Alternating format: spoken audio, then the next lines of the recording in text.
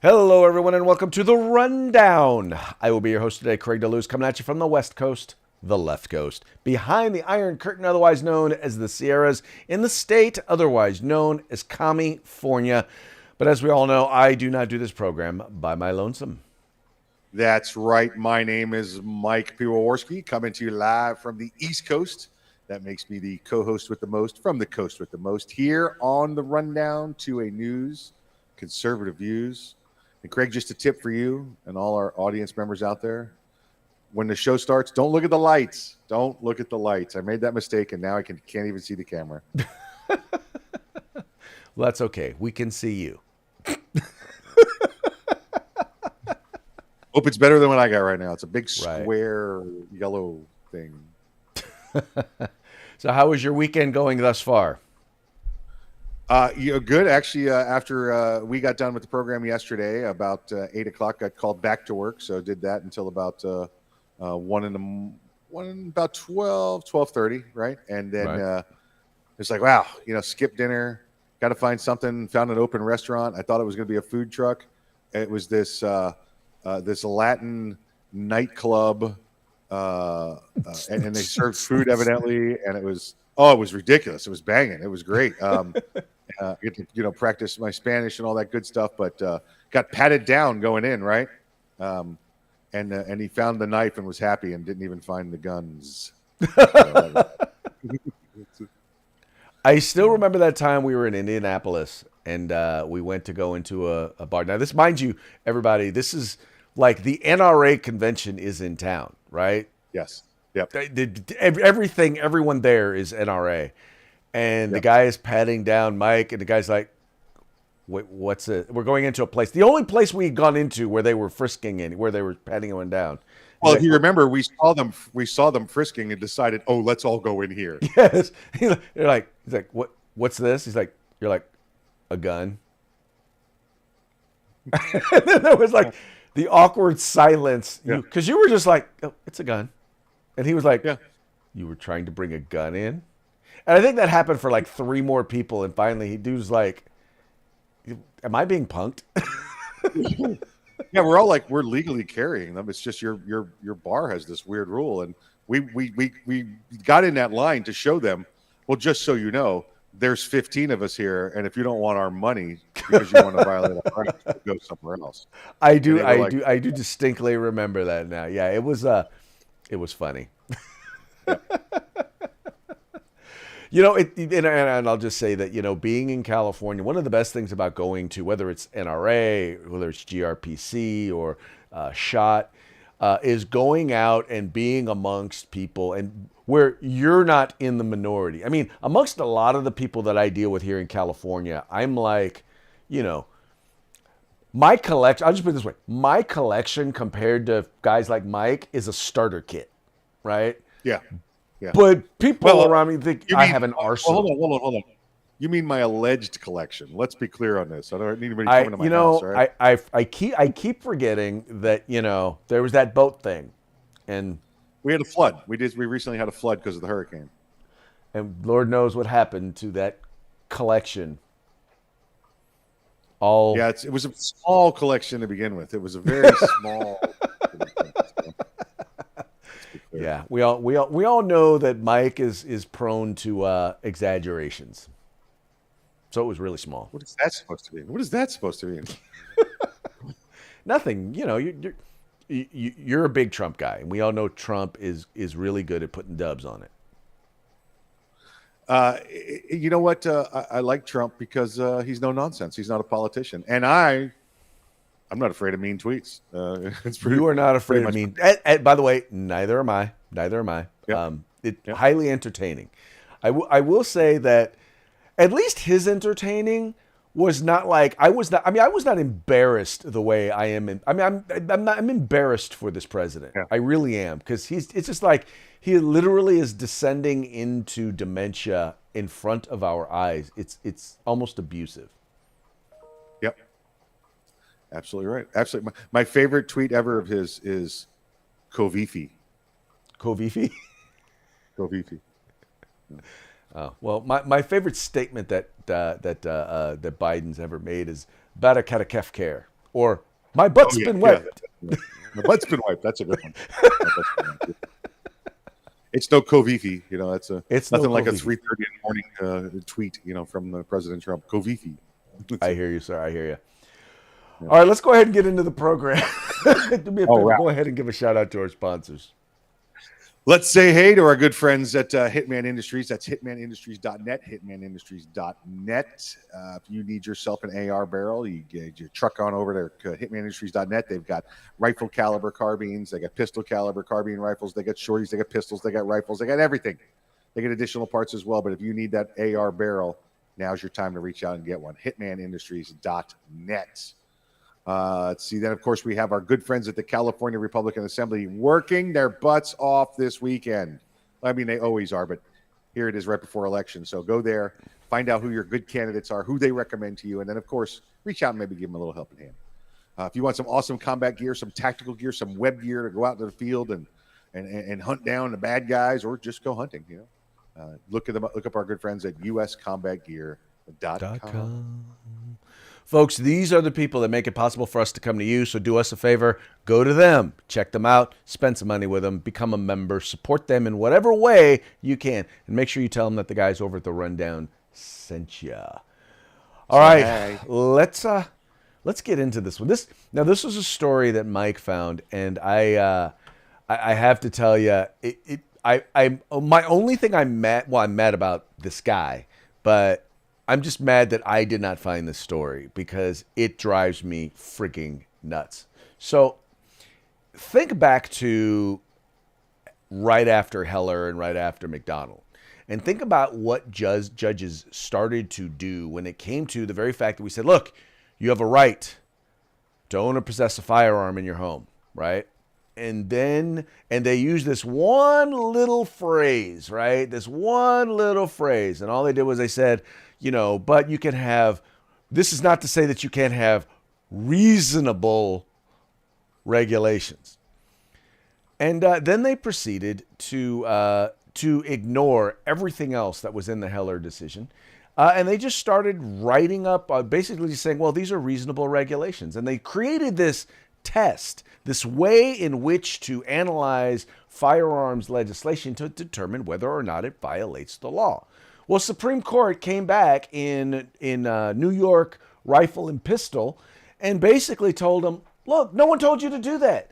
The way you've been doing it is all wrong. Look, we were here when that decision came down, and y'all are wrong. So here's what we're going to do. We're going to give you directions. Since you can't seem to understand how to do your job correctly, we're going to tell you how to do your job. All right? One of the things you're going to have to do is that if you are going to violate if you're going to violate the Second Amendment or provide a restriction, something like that, you've got to find evidence that it's allowable, that it was done historically, right? In other words, got to find some historical evidence. In other words, we're going to make you do your job. Well, clearly there are a number of people out there who have an issue with this. Some of them are actually judges, and one of them decided to put his concerns, his issues in writing.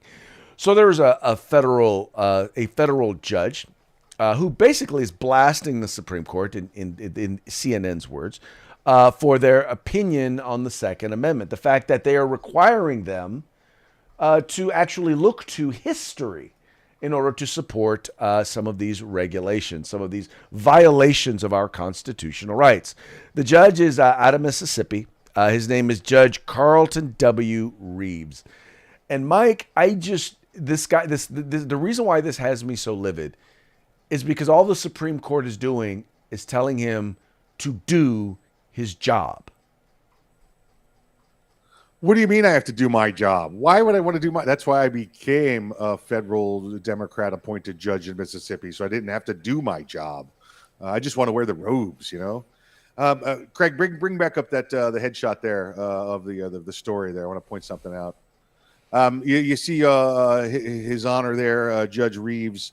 Craig, he happens to be sitting in front of, what are those things called? Books, law books. Those are all the case, all the statute. I can't tell if it's Southern District or what. I can see everything in there, all the books. Folks, when you become a lawyer, prior to becoming a lawyer, in your pre-law classes, and then when you go to law school, you have to take a class called legal research. Legal research. Now, they're not researching the future, they're researching the past. And guess what researching the past is? That's doing history. That's a historian. So the judge already has this skill. All of the other attorneys have this skill. All of the paralegals have this skill.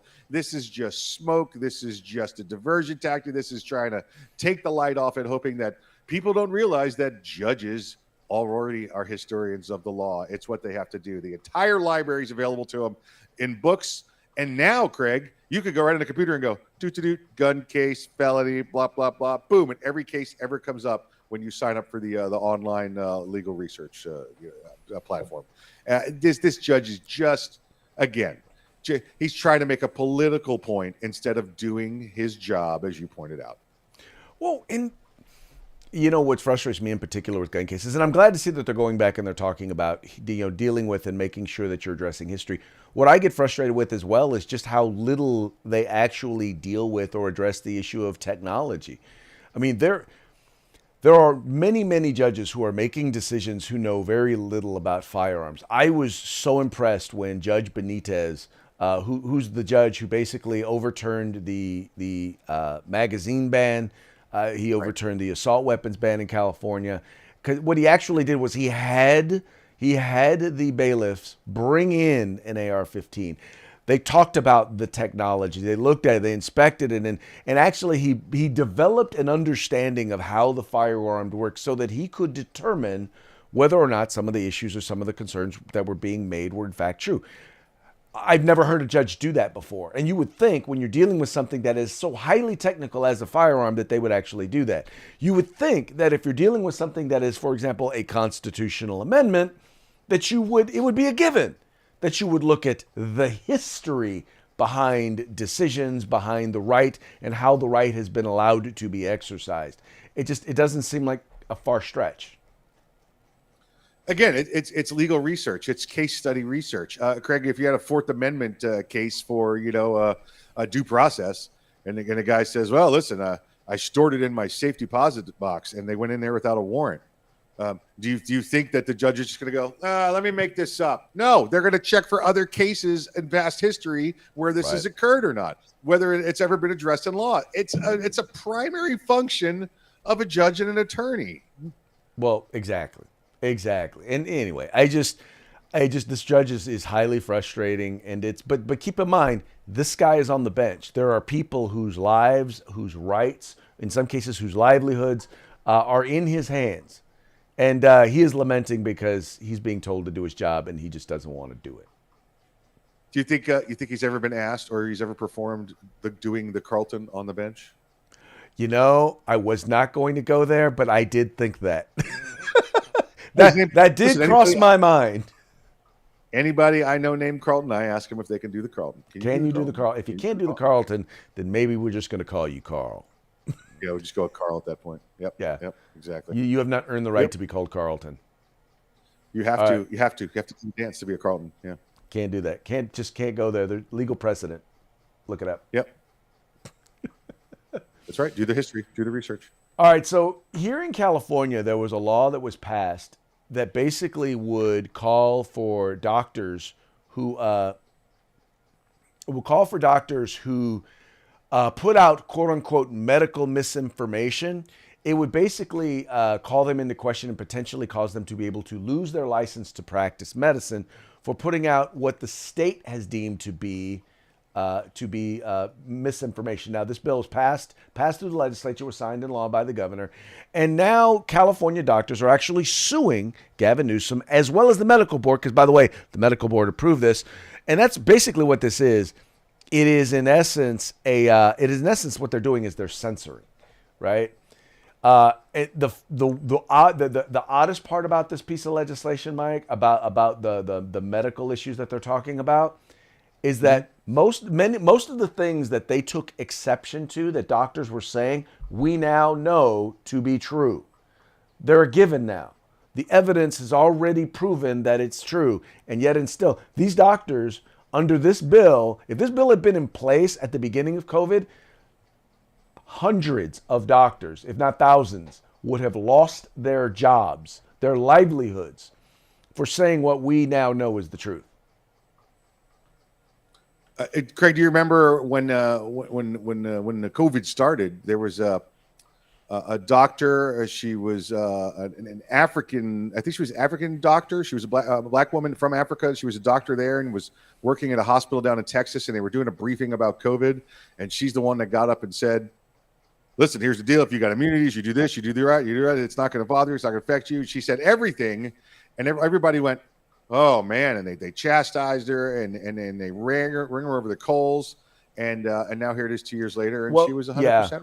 Specifically, they censored her for her position regarding talking about hydroxychloroquine. Right. And the role that it may or may not play. And then what they turned around and they did, the initial studies that they did with hydroxychloroquine, they're, oh, well, we found it to be ineffective because basically they were giving it to people who were already in late stage COVID symptoms. Yeah. Now they went back and they did, I think it was something like 14 plus studies. And the last time I remember seeing it was 14 plus studies that showed that if given early on, it did actually help address the symptoms, because in the end, it's the symptoms that wound up killing people. But it did actually address the symptoms. But because she was saying that before any studies were out, she was censored. Now, I know some of you out there because are like, she was not from this country, and she had dealt with other infectious viruses before. She had experience dealing with viral issues. So she took that experience and said, if we do this, it'll work. And well, they were like, and no. what they were saying is because it was considered off-label usage, and that's what it was, which, by the way, doctors do all the time. They do off-label prescriptions all the time. They were like, oh, you can't do that. And the big reason why, quite frankly, what it really came down to was if there is an effective treatment out there, then they could not get the vaccine fast-tracked. And that was the problem. Right. That's the way kind of the whole process through FDA works, is if there's already a treatment out there that can work, they wouldn't they wouldn't be able to fast track the approval of the vaccine. Yep. For those of you who are listening, by the way, I did my air quotes for vaccine. Oh yeah. She got Fauci'd. So she did. She got Fauci'd. Yeah. But now, like I said, now what they want to do is they want you to lose your license. So if you don't put out what the quote unquote, not even the experts, if you don't put out what the politicians tell you you're supposed to say, if you don't say what the politicians tell you you're supposed to say, then once again, you can lose your livelihood. That's right. So anyway, I got a feeling that they're going to wind up losing this one. The state, not the doctors. Yeah. Let's just hope it gets on a docket soon as an injunction rather than wait 2 years for a lawsuit. Yes, well, hopefully so. I'm pretty sure they're going to request it, because here's the thing: we don't know when the next major medical issue is going to come up, right? Right. Like we could just look at the thing that was the thing, monkeypox, that is no longer a thing. You notice monkeypox just disappeared all of a sudden, right? Where'd the monkeypox go? Where'd those monkeypox go? Because I think a grand total of one person actually died of monkeypox. But when they actually came out and said, stop having unprotected sex with people you don't know. Yeah. Right? All of a sudden, the number of monkeypox cases went way, way down. Yeah. Now, they made it a point to say that in certain communities where that practice tends to be more prevalent, and people frowned on that. Community would be San Francisco. Yeah. People frowned on that, but in the end, guess what? It worked. But if we had listened to the doctors, we would have accepted that, or the politicians, we would have accepted it as the next pandemic, and we would all need to wear masks and in order to protect us from the monkeypox. We would be masking 5-year-olds in order to keep them from getting monkeypox. Where do you put the mask, considering how it's spread? Where do you put the mask?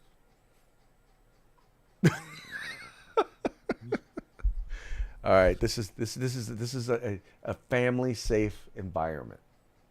I'm trying to keep it that way. Yeah.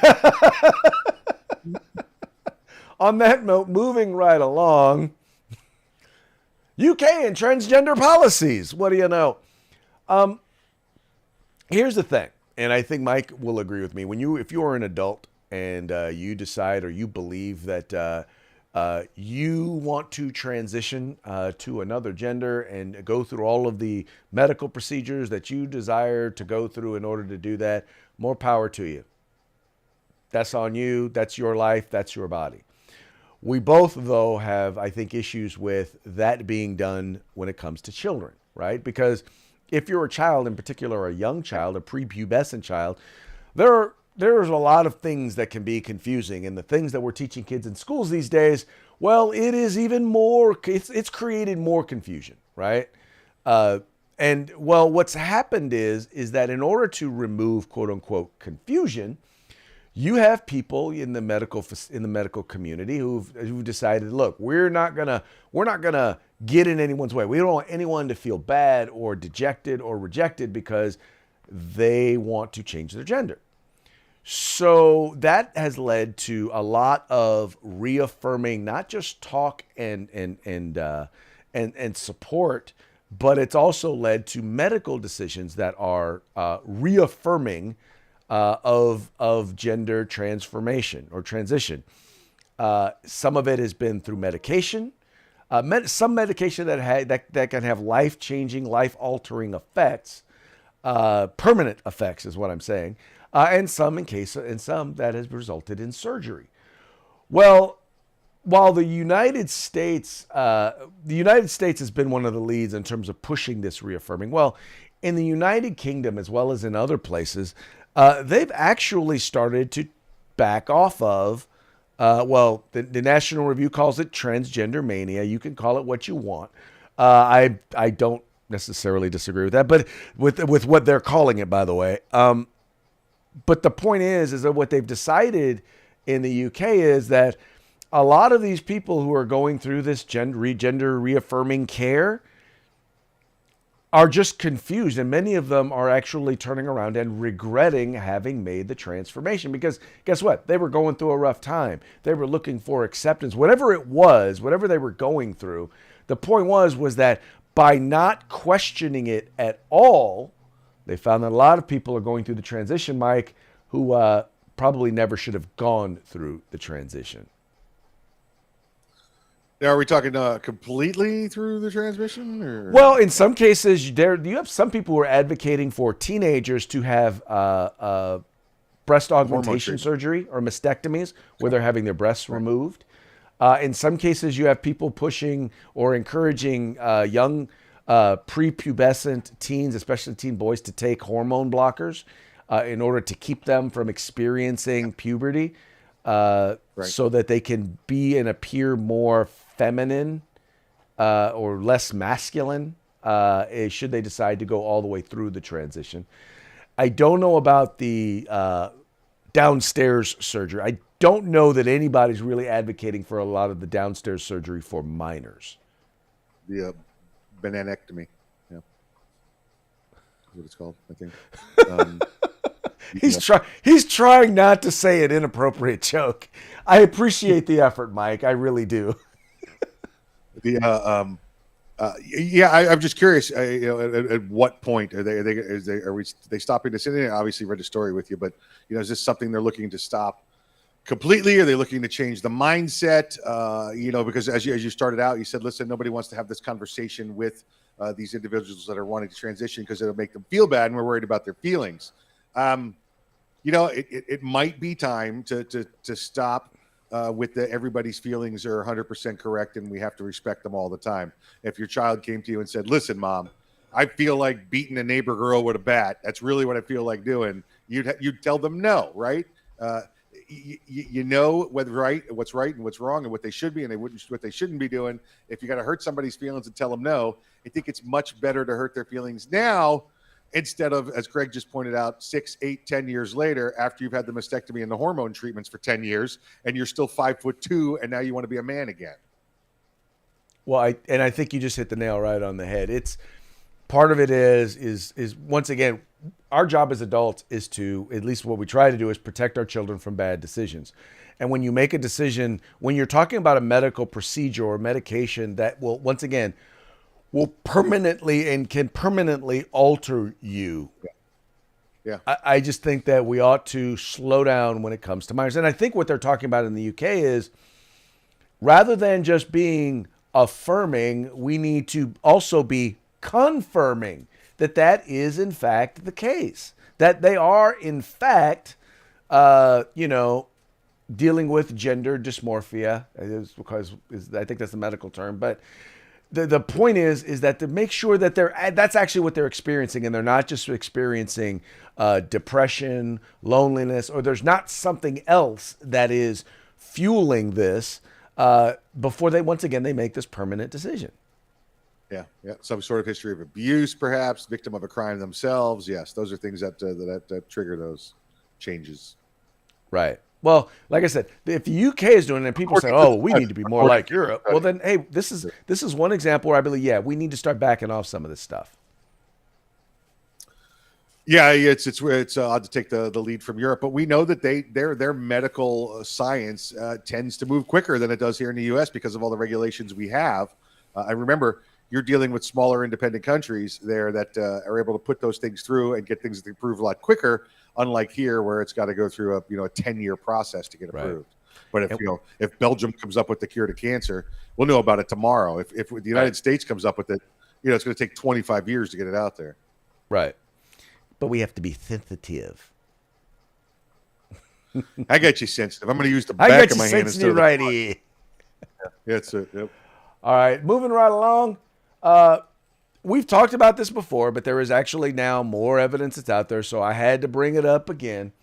There are new reports that show that the mass exodus from some of the places you and I both know are governed by the liberal left, and the liberal left has gone out of their way to destroy them.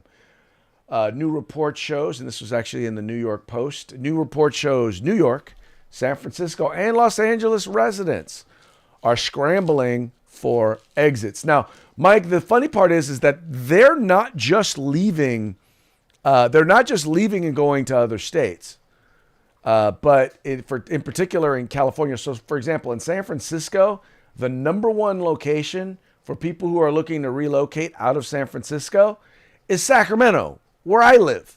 Right. So, in other words, they're selling their $1 million 800 square foot homes in the Bay Area, and they're coming up here and they're buying houses cash. And then they're bringing their liberal left wing community destroying policies with them, right? Down in LA, the number one place they're looking is San Diego, which is odd because San Diego is just as expensive as LA, but not nearly as crime ridden, although the new liberals who are running San Diego are working on that. But they're also moving to Las Vegas, which is where we spend a week every year at SHOT.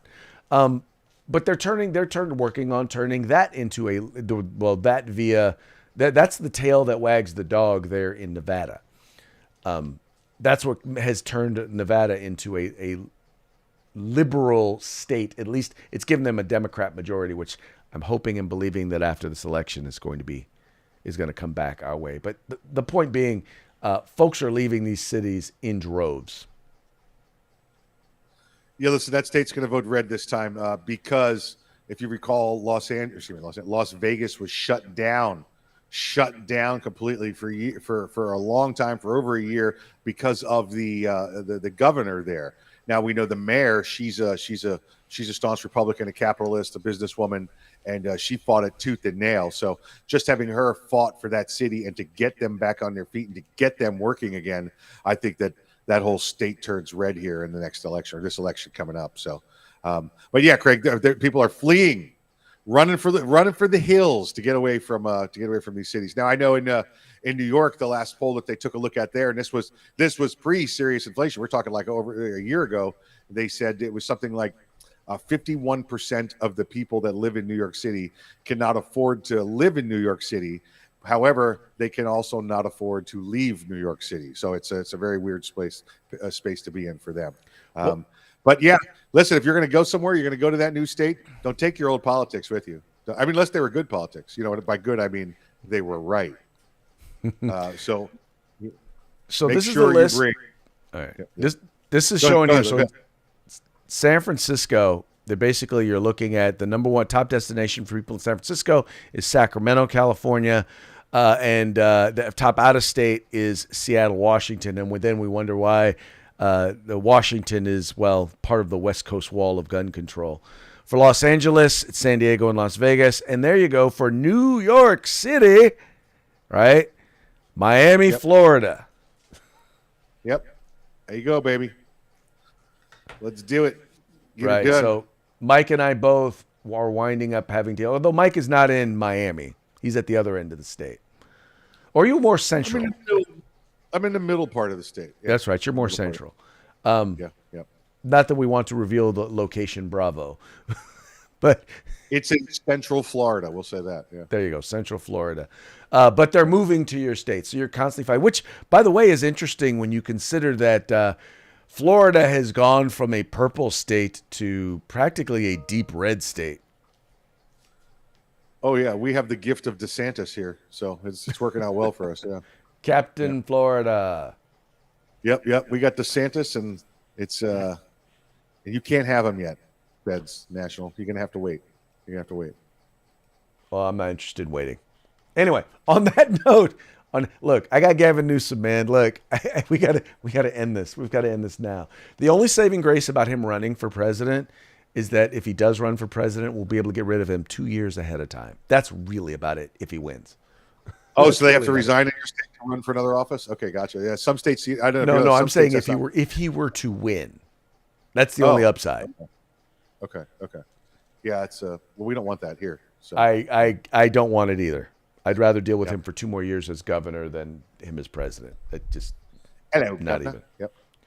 All right, so getting into this week's news with our parting shots, as you all know, the attack that took place on Mr. Pelosi. Glad to hear that he is out of the hospital, but interestingly enough, he does not appear to be talking about what occurred, and now we know why. Yeah. Because see, the first rule of Underwear Hammer Fight Club is you don't talk about Underwear Hammer Fight Club. Not That's funny? right. And listen, Craig, if tonight's your first night at Underwear Hammer Fight Club, you're going to Underwear Hammer Fight tonight. Yes, exactly. That's rule number 2. That's right. Now, in order for this basically to take place, now this is an interesting one because Mike, you brought this one up yesterday, and it's good to see that the folks out there in meme world, they're right there with you, right? They're like, look, I'm no expert, Facebook fact checkers, but in my opinion, when someone breaks a window, the broken pieces go inward. It's kind of interesting because when I look at this, I see glass both on the inside and the outside. No, you see the light shining through the window on the inside. All right, but that doesn't look like a little bit of glass there on the inside. Nope, I still don't know why there's glass on the outside. But yeah, well, because nobody broke in, Greg. They broke out. They had to make this look that way. There you go. Well, This is if I walked up on this crime scene, it would take me about 12 seconds to go up to the homeowner and go, you know, it's a felony to report a false crime, right? Okay, never mind. and then we would leave. Yep. Well, the problem has been solved because now we have witnesses to what actually occurred. Although, good stuff. I got to be honest. I recognize these guys from somewhere. Do you? Yeah, it's MAGA country. These are the two white guys that beat up a Juicy Smouillet. Yeah. Yes, these are the two MAGA supporters who said, basically this is MAGA country, and racially profiled Mr. Smouillet, and by the way, attacked him because he was both African American and gay. That's right. But yeah. Anyway, yep.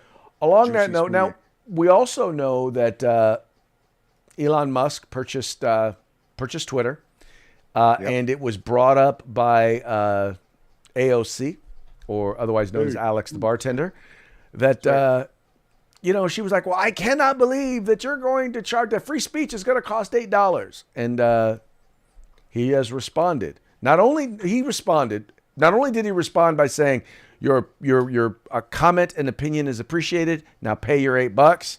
Well, the world is now ready to help her pay her $8, or at least she's trying to raise the money in order to be able to afford her blue check mark.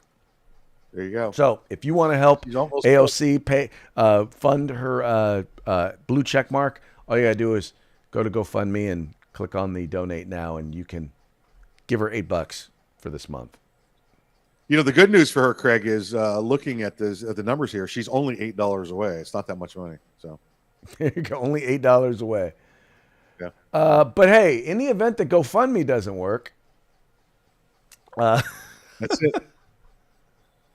You got to have $8 to get into the tweeter now. The tweeter yes, club. got to have $8 to get into the tweeter if you want to have a blue check mark. I'm still not. I still don't get the idea of a blue check mark. What the point of it is, because they only do it for certain people, and they make you go through this process that no one really knows how to go through or get through. But you know, When it started out, remember when it started out, it meant you had a verified account. It meant right. that, you know, they knew that your posts were coming from a real place. And many times it was you proved who you were via identification or something like that. It meant you were verified, not some troll or some bot out there. Right. Now it's, like you said, it's only for the liberal elite that they get to have it. Right. Exactly. Well, all right, sir. Well, it's about that time to give another shout out to our sponsors. That's right. Let's say a good weekend to our good friends over at Hitman Industries. That's hitmanindustries.net, hitmanindustries.net. Make sure you reach out to them for all of your AR, rifle, and pistol barrel needs. They'll take care of you. Say hello to our good friends at the California Republican Assembly, fighting a good fight behind enemy lines. It's an important time for them. Make sure you reach out this weekend. Reach out now. Just well, give me like 1 minute, then reach out. And then, of course, if you want some really good, awesome gear, some tactical gear, some web gear, go to our good friends at uscombatgear.com. Thank you, folks. Please remember, visit our sponsors and let them know that the guys over at The Rundown sent you. And with that, it's been another fun week. We very much appreciate you tuning in. We appreciate you liking and sharing the program and encouraging your friends to do the same. Have a good weekend. If you get a chance, send a few downrange. And if not, well, hopefully you get a chance to turn a few up. Yep. See you at Oktoberfest. See you at Oktoberfest. Holler at you on Monday.